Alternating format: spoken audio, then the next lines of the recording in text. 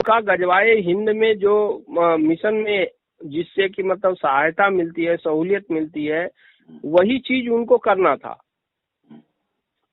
देखिए एक अब बात, ये कितना बड़ा झूठ है कि देखिए 1402 में आप उसको मार देते हैं और 174 वर्ष के बाद फिर अकबर उस रियासत पे अटैक करता है जी, रायबरेली की रियासत पर अटैक करके मिला लेता है।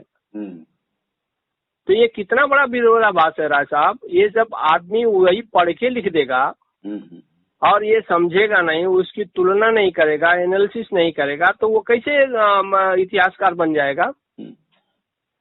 लेकिन लोगों के ये चीजें देखिए, जैसे कि अब वास्तव में एक बड़ा हम लोगों के साथ दुर्भाग्यपूर्ण है कि जब हमारी रियासतें लूटी गई, आज जैसे आपके पास कोई साक्ष्य नहीं बचा। दूसरा जो आपके जैसे क्या नाम है इनका, दलदेव जी, इनका कोई परिवार से का कोई आदमी नहीं बचा, या बचे हैं तो संपर्क में नहीं है। तो ये बड़ी विडंबना, जैसे कि अब राजस्थान में है, जैसे जयपुर वाले ये लोग का पूरा, जैसे कि अभी राम मंदिर में पूरा वंशावली ये दिए थे, आप देखे होंगे। वहाँ में और हमारे में अंतर है। जो भारसीवा राजपूत थे, ये जो क्लान था, ये ग्रुप जो था, ये बहुत ही मतलब कट्टर ग्रुप था और अंग्रेजों के हिट लिस्ट में था, नंबर 1 था। तो वही मतलब ये सारी मुसलमानों के, तो मुसलमानों ने इनको जो है खत्म करने का प्रण किया अकबर ने। जो बचे खुचे थे, वो जिद ये थी कि ये वर्ल्ड में इतना फेमस हो गया और 200 साल तक किसी भी मुसलमान की हिम्मत नहीं पड़ी कि इंडिया में आंख उठा के देखे, और भारतीयों के नाम पे, राजाओं के नाम पे वो मुसलमान कांपते थे। नहीं, असल में जैसे मैं ये देखता हूँ, मैं इस पे बड़ा मंथन करता हूँ। आज चलिए ठीक है, हमारी आपकी बात हो रही तो मैं चर्चा कर ही लेता हूँ। राजस्थान में जितने राजा हैं, जितने किला हैं, सबके अभी वंशज चल रहे हैं। चाहे बीकानेर का ले लो, चाहे जोधपुर का ले लो, चाहे उदयपुर का ले लो, चाहे जयपुर का ले लो, अजमेर का ले लो, हर जगह का राजवंश अभी है और खुले में है। और हमारे उत्तर प्रदेश का जितने भी राजा हैं, काशी नरेश को छोड़ दो, एक तो आपके काशी नरेश का, दूसरा जो है कि ये अपने बीपी सिंह थे। हाँ, यही 1-2 राजा का पता चलता है, बाकी कोट किला खड़हर सब खाई जैसे कि वीरान पड़ा है। ऐसा क्या? देखिए, यही एक भाषा थी, आप लोगों को सिंपल लैंग्वेज में समझाया। हमारे भी राजपूत कुछ ऐसे राजा हुए हैं जो कि जब पड़ा एकदम, मतलब वो जान गए कि हम तो नहीं जीत पाएंगे इनको, मुसलमानों को, तो इन्होंने बोला भाई आप हम पे अटैक मत करना और हम आपको नहीं डिस्टर्ब करेंगे। हम आए हैं, हमको जीने खाने दो। तो आप देखेंगे ये रियासतें और राजपूतों की या कोई दूसरी रियासतें भी बची हुई हैं, तो इसी मौके पे बची हुई हैं कि भाई हम मुसलमानों का मतलब हम उनको डिस्टर्ब नहीं करेंगे, आप हमको डिस्टर्ब मत करो। नहीं, अंग्रेज भी तो इनको टच नहीं किए, समझ में आई। जैसे चलो मुसलमान तक तो बात रही। मैं क्या बोल रहा हूँ, अंग्रेज भी टच क्यों नहीं किया?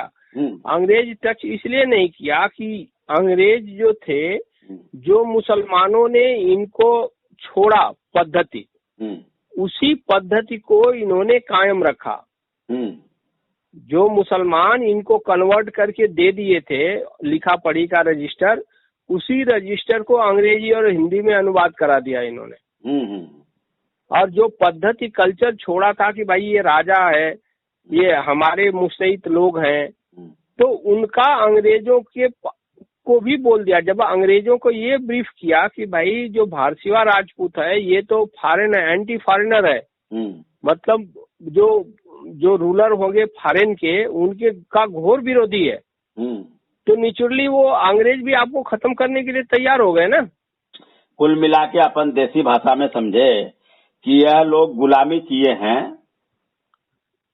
और ये भार सिवा ये लोग चुका नहीं है। न्यूट्रल रहे। गुलामी कहने का मतलब कि ये लोग अपने पद्धति को बचाने के लिए हाँ। ये लोग जो है ना हाँ कहे ना ना कहे, अच्छा। भाई आप हमको डिस्टर्ब मत करो। आज आप देखेंगे तो कर रणजीत दिए सिंह होंगे ने, फिर मुसलमानों को या अंग्रेजों को कर दिए होंगे ये लोग। वही तो बताए, अंदर की बात होती थी ना कि उनको अंदर अंदर ये कर वगैरह देते थे। हाँ। लेकिन वो अपनी साख भी बचाने के लिए मतलब छुपा छुपी चल रहा था। ये क्योंकि राजस्थान का मैं तो राजस्थान में हूँ, भ्रमण करता हूँ। ये देखिए राजस्थान का जो चीज है ना वो बहुत सेपरेट है। राजस्थान जो था ऐसा गढ़ था जहाँ सब चीजों के लिए परेशानी थी। एक तो मुसलमान जो थे वो रेत से ही आए थे। अच्छा। मुसलमान जो थे रेत से ही आए थे। तो वो मुसलमान फिर राजस्थान में नहीं बसना चाहते थे। अच्छा, ये रहा चक्कर। हाँ, मेन इनका चक्कर था मैदानी एरिया, गंगा जमुना का दोआबा, जहाँ से कि राजस्थान को खाना भी जाता था, पानी भी जाता था। ये सारी चीजें वो सर्वे करने के बाद ये आए हैं इंडिया में। क्योंकि राजस्थान आज वो इतना कलाकार होते, गजनी में इतना कलाकार ये लोग होते, इतना पढ़े लिखे होते, तो गजनी में महल नहीं बनाते वो लोग। आज भी वहाँ के घर कच्चे हैं। अच्छा। पत्थरों से जोड़े हुए घर हैं। तो यहाँ ताजमहल कैसे बनाते हो? यहाँ लाल किला कैसे बनाते? लाल किला तो हमारा नागवंशी राजपूत ने बनाया है साहब। अच्छा, ये भारसिवा राजपूत ने बनाया है। कौन से राजा थे? वो आप बाद में पता कर लीजिएगा, मैं बता दूंगा कहीं से रिफर करके। अच्छा। मेरे पास अभी नाम नहीं मालूम पड़ा है। प्लस वो राजा आपका जो आगरा का भी किला है ना, आगरा का किला, आगरा फोर्ट, ये भी हमारे जयदेव करके राजपूत, भारसिवा राजपूत राजा थे, उनका बनाया हुआ है। आगरा का किला हमारा है और दिल्ली का लाल किला, ताजमहल जो था वही जयदेव जी का ये शंकर भगवान, ये राजमहल हुआ करता था। राजमहल मतलब जो कोतवाल बोलते हैं ना, कोतवाली, जहाँ की आर्मामेंट वगैरह रहते थे। और वहाँ पे सबसे बड़ा उनका शिव का मंदिर था। तो उसी को मॉडिफाइड करके आज भी 61 रूम जो है, अंदर के 61 रूम जो है, मैं तो किला में गया हूँ। अच्छा। सब जगह घूम के देखा हुआ है। तो 61 रूम, 64 रूम आज भी बंद है, उसमें कोई अलाउड नहीं है जाने के लिए। ताजमहल में वो 64 रूम किधर दिखता है? अपने को तो खाली ताजमहल दिखा। आप नीचे देखो ना, नीचे। अच्छा। जो बेसमेंट जिसको बोलते हैं। हाँ, तो उसमें तो जाने का अलाउ नहीं है ना। हाँ, तो अलाउ इसलिए नहीं है कि इसका तो हिस्ट्री बताते हैं कि ये जयपुर वाला राजा इसका बनवाया हुआ है, ताजमहल का। नहीं, ताजमहल का जयपुर वाला कोई नहीं बनवाया है, वो हमारा जयदेव करके थे। जयदेव जो भारसिवा राजपूत थे आगरा का, उन्होंने बनवाया हुआ है। यानी कि ये सब जैसे लाल किला नागवंशी लोग बनवाए हैं। हाँ, अब इनमें ये होता था कि जैसे एक राजपूत राजा या कोई दूसरा राजा भी आपस में परिचय निकालते थे कि भाई हमको पत्थर दे दीजिए, हमको वो जिससे चुनाई होती थी वो दे दीजिए। अच्छा। कारीगर दे दीजिए। तो वो लोग आपस में हेराफेरी करते थे। अच्छा, एक बात मैं और पूछना चाहूंगा, मेरे को कंफ्यूजन हो रहा है। जैसे जब रामचंद्र जी मंदिर का वंशावली मांगा गया, ठीक है, तो यहाँ जयपुर के जो दिव्या महारानी थी, ये वंशावली पूरा दी थी कि ये मंदिर हमारे कुल का है। ये ये है ना कुशवंशी। हाँ, लवकुश वंशी। हाँ, तो ये जैसे कहते हैं यहाँ पे सूर्य वंश से ये जो है की है। तो ये वो जो जयपुर का किला वो सूर्यवंश से ही है, यही लोग जाके वहाँ फिर बसाए हैं। अच्छा, तो ये भी अपनी हुई है क्या? तो और क्या, दूसरे थोड़ी है वो। हाँ। वही तो आपको बता रहा हूँ, ये सिसोदिया सब अपने ही है। ये सिसोदिया भी अपने हैं और ये इनका है शायद वंश। क्या हुआ कि जब मुसलमानों से सारे लोग परेशान हो गए, तो ये अलग अलग जाके अपना संबंध बनाने लगे। वहाँ जो लोग थे उनसे राजपूतों से संबंध बना के और वहाँ अपना विस्तार किए। और उसका जीता जागता सबूत वही है, जयपुर का राजा। और बहुत सारे राजा हैं। यानी कि कुल मिला के जैसे वहाँ तो लौ का बसाया हुआ बता दिए, जैसे कोर्ट में, ठीक है ना, आपके जो चित्तौड़ा वाला मैटर। हाँ। और ये कुश का ये राजस्थान में जो अमेर वाले राजा साहब हैं। हाँ। ये कुश का, ये कच्छावा वंश है ना। हाँ। तो हाँ, ये जो है कच्छावा वंश टाइप है। हाँ। ये जो है कि कुश वाला जो है कि यहाँ रह गए, तो इनके पास तो पूरी वंशावली, ये वंशावली कहने का मतलब कि हम लोगों का है फिर तो। भाई आपका वंशावली एकदम क्लियर है। आपकी वंशावली में सूर्यवंशी राजपूत छत्री लिखा हुआ है ना भाई साहब। हाँ हाँ हाँ। आप लोग क्यों भर खोज रहे हो? भर तो कोई कास्ट ही नहीं है, राजभर कोई कास्ट नहीं है, तो क्यों आप लोग खोज रहे हो? मैं उसमें लिखा है सूर्यवंशी लिखा हुआ है ना वहाँ पे। पहला नंबर पे सूर्यवंशी लिखा हुआ है और भारद्वाज गोत्र दिया हुआ है। हाँ हाँ, पहला नंबर पे वही देखा। वो असल में ये आप तो सही कह रहे हैं, लिखा हुआ है नंबर 1 पे, हर चीज है, ठीक है। और इतनी अच्छी जानकारी आपने दी है आज, जिससे हम भी धन्य हो गए। और देखिए क्या है राज साहब कि ये चीजें कहीं लिखी नहीं हुई हैं, लेकिन इन चीजों को जैसे कि हम अपने बच्चों को पास ऑन करेंगे, हमें भी ये चीजें विरासत में मिली हैं हमारे पूर्वजों से। तो ये चीज एक पास ऑन प्रोसेस में है, क्योंकि सही तो प्रकट करने नहीं दिया मुसलमानों ने। अब आप सही कर रहे हैं ना। हाँ, तो ये कहीं न कहीं एक रिवोल्यूशन हो सकता है कि मेरे जमाने में नहीं आए। हमारे जो लाइक माइंडेड राजपूत हैं, जो इतिहास का विरोध कर रहे हैं इंडिया में कि भाई ये इतिहास गलत है, इसको चेंज करना पड़ेगा, तो धीरे धीरे ये अवेयरनेस 100-2 साल 400 साल में आ जाएगी कि ये इतिहास आप देखेंगे तो पूरा चेंज हो गया होगा। नहीं, ये चेंज तो देखिए, जैसे कि हम लोग विरोध कर रहे हैं कि इतिहास जो सच्चा वो लिखा जाए, और योगी मोदी का भी बयान आ गया है इस पे, तो ये 200 साल तो बहुत ज्यादा लग जाएगा। नहीं तो फटाफट चेंज होना चाहिए ना, 1-2 साल में। देखिए ये टाइम लगेगा, ये एनवायरनमेंट की चेंजिंग होती है। जैसे आपका राजभर है, भर है, ये खुद ही तैयार नहीं है छतरी लिखने के लिए। हाँ। नहीं, जब ये स्कूल में खुद जाके राय साहब अपने बच्चे का नॉमिनेशन लिखवाने लगेगा कि छतरी, तो छतरी लिखाएगा। जब वो बच्चे का ये मर जाएगा, मैं सपोज कीजिए मर जा रहा हूँ, तो मेरे बच्चे का भी नाम जात छतरी होगा ना। हाँ। तो ऑटोमेटिकली जब जमीन का रेवेन्यू में वरासत होगा, जिसको कि ट्रांसफर बोलते हैं, तो वो ट्रांसफर तो मेरे बेटे के नाम से होगा ना, पंकज सिंह के नाम से हो जाएगा ना। तो वही कहानी में टाइम लगेगा। हाँ, तो बहुत सारे लोग मर जाएंगे। जुम्मे सरकार आपको 16 तारीख को किया है, तो वक्त लगेगा। हमने उसको 2024 तक का डेट दे दिया हूँ, ठीक है ना। वो आएगा साहब, वो हमने आएगा। जब देखिए, मैंने आज जैसे कि इतिहास से संन्यास लिया हूँ, तो मैंने अपने फेसबुक पे लिख दिया कि हमने 2014 से प्रोग्राम चालू किया था इतिहास देने के लिए, तो हमारा 10 वर्षीय योजना था।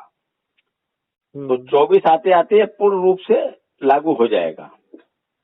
आप देखते रहिएगा, हम भी रहेंगे, आप भी रहेंगे, तो ये चीजें देश में वही है राज साहब। ये चीजें क्या है कि और आदमी जो है, बोलिए, हर लोग जो है अपने से साक्ष्य मांगेगा, है साक्ष्य दो। तो जिसने मिटाया है साक्ष्य, उसको सभी लोग जानते हैं ना कि साक्ष्य जब आप किसी के कट्टर दुश्मन है, तो पहला काम तो साक्ष्य मिटाने का ही करेगा ना वो। हाँ, समझदारों के लिए इशारा काफी है। कोई मर्डर करता है तो सबसे पहले साक्ष्य मिटाता है। हाँ, साक्ष्य नहीं मिलेगा तो उसको फांसी नहीं होगा। हाँ, लेकिन समाज को कुछ बेचारे गद्दार है, नासमझ है, बेईमान है, उन लोगों को तो साक्ष्य चाहिए। अब इनको नहीं पता कि जो आपको काट दिया, मार दिया, कोट किला, लूट लिया, खाई बना, आज जो है कि तो वो साक्ष्य कहाँ से छोड़ेगा। वही जब वो काट रहा है, आपको काट रहा है, तो फिर साक्ष्य क्यों देगा? वो क्यों देगा? तो वो कहेगा कि मैंने काटा है। ये लोगों को साक्ष्य चाहिए, जिसको देखिए क्या है कि देखिए हमारी दादी हमको किस्सा सुनाती थी। तो एक बार ऐसे, अरे तो कहती थी बेटा ऐसा नहीं है, हम लोगों को जो मेन होती थी रानियां, उसके गले में पनडिब्बी होती थी, पान जैसा एक वो होता था डिब्बी, उसमें क्या होता था नक्शा, उसको खोलो तो उसमें खजाने का नक्शा होता था, जो मेन रानी होती थी उसके गले में पहनाया जाता था। वो बहुत सारी हमारी दादी कहानियां सुनाती थी। तो हम पूछते थे, हम कह दादी सब ये राजभर क्या है? अरे बोले सब नाम बदल के है बचवा, हम लोग छत्री हैं, बाबू साहब हैं। तो ये दादी जो थी ना, सब दादी तक तो बात बहुत पक्की थी, लेकिन इसके बाद अब का जो ये चला ना, तो इसमें न दादा किस्सा सुनाता है न दादी सुनाती है, सब अपने अपने मोबाइल में लग गए सारे। तो वही तो हम बता रहे हैं राज साहब कि ये जो चीजें हैं ना कहीं विलुप्त होती जा रही हैं। हाँ। और ये जनरेशन कई मतलब अभी विलुप्त होने में बहुत सारा देर नहीं लगेगी। हाँ। यदि लोग जागरूक नहीं होंगे, लेकिन उसी पैरेलल पे अभी लोग जागरूक होते होंगे। अभी मैं बताऊं, अब जैसे कि दादी की बात मेरे को याद आती है ना, बचपन वाली, ठीक है, इतना दिन तो कभी ध्यान में रहा नहीं, लेकिन अभी जब इतिहास चलाने लग गया तो उस दादी की बात याद आती है। ये दादी को कैसे पता? वो बताती थी बचवा ये जो तालाब है, कोट किला खाई है ना, तो ये जिसके गले में रहता है ना, इसको ले जाता है, जो जानता है ना, ये बहुत पैसा महंगा में खरीद लेता है, तो उसके नक्शे के हिसाब से खुदाई करके निकालता है, वहां से खजाना निकालता है। वही तो बता रहे हैं ना, अरे बताइए, जैसे मालूम था। हाँ, तो ये दादी को कैसे पता ये सब चीजें? वो बहुत मेरे को इसमें जैसे राजाओं की कहानी, यहाँ ऐसे थे, तो उस समय तो हमको इस बात का ध्यान नहीं था, लेकिन अब धीरे धीरे जैसे जैसे ये बात होती है तब समझ में आता है कि दादी इसका मतलब ये सब बात जानती थी। नेचुरली वो जानती थी क्या, मतलब उनको भी बताया गया था ना वो चीजें। हाँ, कुछ चीजें तो वो देखी भी गई थी, देख के भी आई होंगी आप। जैसे कि ये बहुत दिनों की बात नहीं है, भारद्वाज देव जी जो थे अयोध्या के राजा, ये 14वीं शताब्दी में थे, खिलजियों के टाइम में। तो ये इस तरह स्ट्रांग लीडर थे कि इनका इतना वर्चस्व था कि कोई भी मुसलमान इन पे अटैक करने के लिए तैयार नहीं हुआ, क्योंकि ये इतना शक्तिशाली थे और जनता में बहुत लोकप्रिय एडमिनिस्ट्रेटर थे। उससे खुश होके जो नेपाल के एडजेसेंट की एरिया और बिहार की एरिया जो है, उसके सामंतों ने बोला कि साहब हम आपके साथ ही रहेंगे, आप हमको मिला लो। अरे उस समय जब सर्वे हो रहा था साहब, जो आरक्षण वाला, नहीं आप ये सुनो ना, पहले ये बात सुन लो, आपको एकदम कंशस्ट होना चाहिए। और वहाँ पे कुछ बिहार और कुछ नेपाल का जो ज्वाइनिंग एरिया है सटा हुआ अयोध्या वाले राज्य से, वो भी अयोध्या में आ गए उनके टाइम। अब उनका जब पतन हुआ है, उनका बेटा बोल रहे हैं ना सुरहा, वो सुरह देव नाम था उनका, सुरहा जिसको बोल रहे हैं ना। जी के पिताजी का क्या नाम था? भारद्वाज देव। अच्छा, भारद्वाज देव नाम था, ठीक है। हाँ, तो उनके बेटे जो थे सुरह करके थे, सुरह देव के नाम पे ही आज वहाँ का राज्य था, जो कि सुरहा तालाब है, उसी के नाम पे एक सुरहा तालाब पड़ा हुआ है और किला भी है, जो कि इंडिया का मेरे ख्याल से सबसे बड़ा तालाब है सुरहा। अच्छा, बलिया जिला में। बलिया में है? हाँ, कुछ गाजीपुर का पोर्शन लगा हुआ है साथ में, लेकिन वो है बलिया में। और उन्हीं के जो जब उनका पतन हुआ था, तो वहां से उनके राजभवन से सुरंग खोदा गया था। सुरंग खोदने के बाद जो अपना गोरखपुर का मठ है ना, वहाँ इनका सब मतलब गोरखपुर और बलिया सब मतलब काफी थोड़ी दूरी है। तो जहाँ तक ये लोग इनके बच्चे रहते थे, राजमहल था, वहाँ से ये 4 बच्चियां और एक बेटा, वही सुरहा जो बेटा है, ये अपना जो भोलेनाथ है ना, जो अपना जोगी बाबा गोरखनाथ जी, ये सुरंग खोद के और सैनिकों ने इनको मठ में पहुंचाया है, गोरखनाथ के मठ में। हाँ, वहां से भागने के लिए, क्योंकि चारों तरफ सेनाएं थी मुसलमानों की, तो वहां से भागने के लिए एक सुरंग बनाया था। स्केप बनाते थे ना लोग पहले राजमहलों में कि अटैक हो जाएगा तो हम कैसे भागेंगे। तो वहां से भगा के इनको सैनिकों ने फिर ये मंदिर मठ में डाला है। और फिर बकायदे मठ में गोरखनाथ जी ने ये चारों बेटियों की शादी किया है। और वो चंदेल क्षत्रियों से, मतलब चंदेल राजाओं से शादी किया है अपने खर्चे के बाद। उनका लालन पोषण, पढ़ना लिखना सब उन्होंने किया है। तो ये बहुत दूर की बातें नहीं है, लेकिन वो कहीं रिकॉर्ड में नहीं है। रिकॉर्ड में नहीं है ये सब चीज, क्योंकि मुसलमानों ने रिकॉर्ड में रहने नहीं दिया। सही बात है, आपने बहुत अच्छी जानकारी दी। और नहीं तो गोरखनाथ जी को क्या था कि वो एक छत्री की, मतलब एक भर की बेटियों को चंदेल में शादी करते। सही बात है। रघुवंशी में शादी करते, एक की चंदेल में शादी किए, एक की रघुवंशी में शादी किए, एक का कुछ और है ये जिसको बेंस करते हैं ना, सूर्यवंशी। ऐसे ऐसे करके उन्होंने चारों की शादी कर दिया। अच्छा, हाँ, अब इतनी बात हो गई तो एक बात पे और खुलासा कर देते हैं। हाँ। ये जो प्रयागपुर के राजा हैं, ये आज अपने आप को अपन खोज रहे हैं कब से। ये सुहेल देव के कहते हैं कि हमारी ये पूर्वज हैं, ऐसा क्या है? कौन? जो प्रयागपुर के राजा ने देवेंद्र सिंह जी हैं।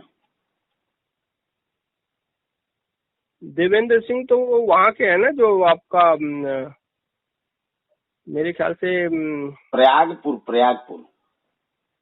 प्रयागपुर ये जो देवेंद्र सिंह है, देवेंद्र विक्रम सिंह की बात कर रहे हैं क्या? हाँ। तो वो तो यही है, बहराइच वाले तो महाराजा सुहेल देव के वंशज है ना। वही तो वंशज तो वही है ना। वो तो झगड़ा निपटाना चाहते हैं ना, वो तो मिल गए हैं। आप समझ क्यों नहीं रहे? वो सब वोट बैंक का चक्कर था और उनकी रियासतों को भी सब तोड़ दिया था। अच्छा। नहीं तो 600 एकड़ जमीन क्यों देते वो? यदि उनके खानदान के नहीं सुहेल देव जी रहते तो 600 एकड़ जमीन क्यों देते वो, बताइए उनके दादा। अच्छा, 600 एकड़। अब तो लेकिन 100 बीघा मिला है ना, बाकी कहाँ गया जमीन? भाई पहले 600 एकड़ था, उन्होंने जो नॉमिनेशन किया ट्रस्ट में। अच्छा, ट्रस्ट में 600 एकड़ दिए थे। 600 एकड़ है। हाँ। अब ये लोगों ने जहाँ बनाया है, हो सकता है कि वो कई मतलब जहाँ पे 100 एकड़ लिया है इस ट्रस्ट के पास ही होगा, क्योंकि वो उनके ट्रस्ट का है। अच्छा। इसलिए कोई अम्बिग्यूटी न आए और ये पूरा सरकारी जमीन हो, इसलिए इन्होंने मतलब किसी प्राइवेट बॉडी का हिस्सा न हो, कहीं कोई नहीं बोल देंगे कि ये हमारा मंदिर है। अच्छा। तो ये गवर्नमेंट का सलाहकार ये सब भी रेवेन्यू में देते हैं ना कि भाई जमीन जिस पे बनना चाहिए वो गवर्नमेंट का होना चाहिए पहले। अच्छा, तो 100 एकड़ तो गवर्नमेंट का, कोई 100 बीघा जमीन तो गवर्नमेंट के अथवा में चला गया। हाँ, तो वो 100 बीघा जो जमीन है इसको गवर्नमेंट में कराया होगा, ट्रस्ट से मतलब रजिस्ट्रेशन कराया होगा बकायदे। अच्छा।